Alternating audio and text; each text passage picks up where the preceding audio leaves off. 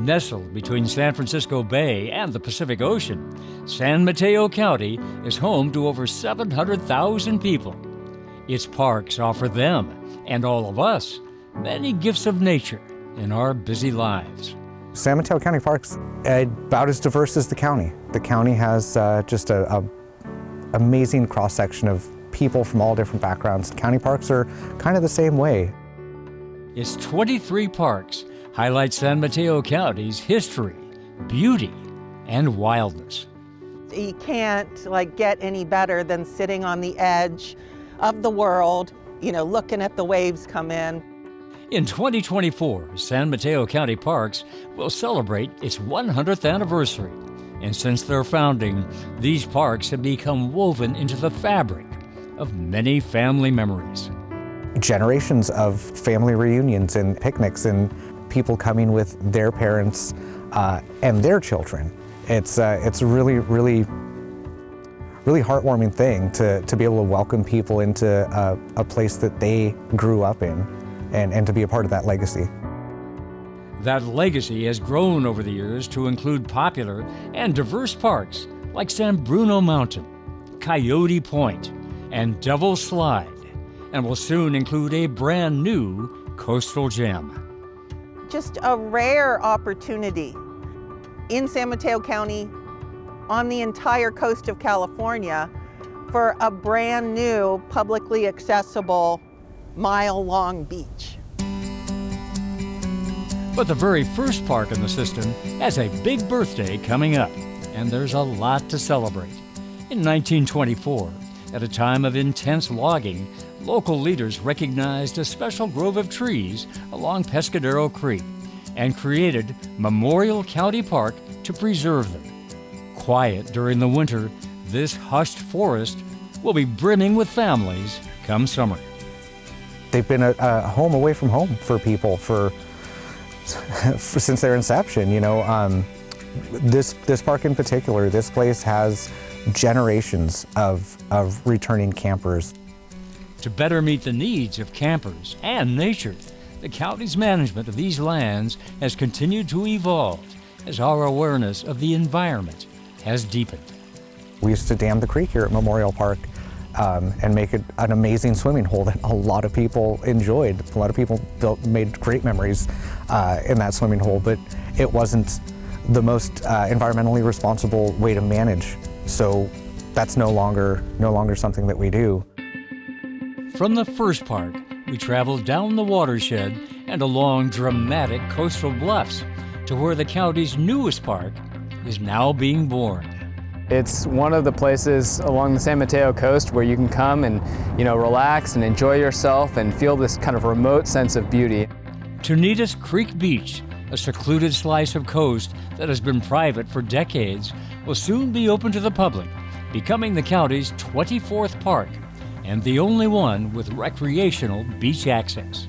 The first time I got to actually go on the site, I was blown away by the scale when you get to the beach of just how big the property is, how long the beach is, how tall those cliffs are. It's breathtaking. This gorgeous mile-long beach with its towering cliffs and uncommon geological features was a clear candidate for public open space. And a partnership between the California Coastal Conservancy, the San Mateo County Parks Department, and the Peninsula Open Space Trust, also known as POST, came together to purchase this land and open it to the public. It was really just an incredible opportunity to build a new beach park. And so POST eventually acquired 60 acres of bluff just south of Tunitas Creek in November of 2017. And one of the first things that we did was enter into an agreement with county parks so that they could begin daily ranger patrols. And that has really transformed the situation from an environmental standpoint and from a public safety standpoint. The county purchased the land from POST with grant money provided by the Coastal Conservancy and began cleaning it up with the help of many local volunteers, allowing nature to heal and threatened species here to thrive again. The beach itself is habitat for snowy plovers. a threatened species, so they're nesting here on the beach.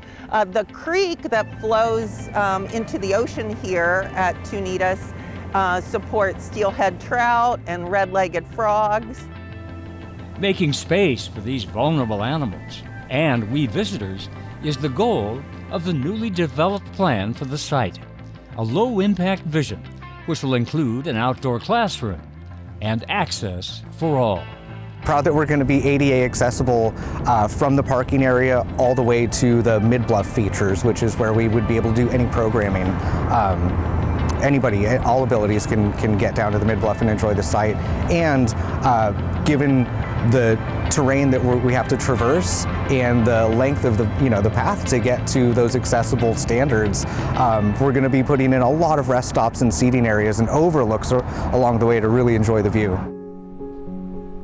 People have been admiring these views for millennia, and this new park is an opportunity to learn about and acknowledge the first stewards of this land, the Native Ohlone people. Long before Post, County Parks, Coastal Conservancy, this place was a seasonal Ohlone village. It's part of just the really rich history that we hope to interpret here, and we have a land acknowledgement plaque planned for the upper bluff so that people, right as they get out and encounter the place, they understand that this was a really important place for the indigenous people and that it remains so today. With this new park, San Mateo County is looking ahead to its next 100 years and far beyond, and how to best serve these places and the people who will visit them. We're looking at how people use parks, who uses parks, and trying to continuously be better about opening the doors for everybody and removing barriers, whatever they may be. Come here, sit on the beach, enjoy life, enjoy the Pacific Ocean, enjoy the view of the cliffs, get away from the stresses in our lives, and enjoy what nature has to offer.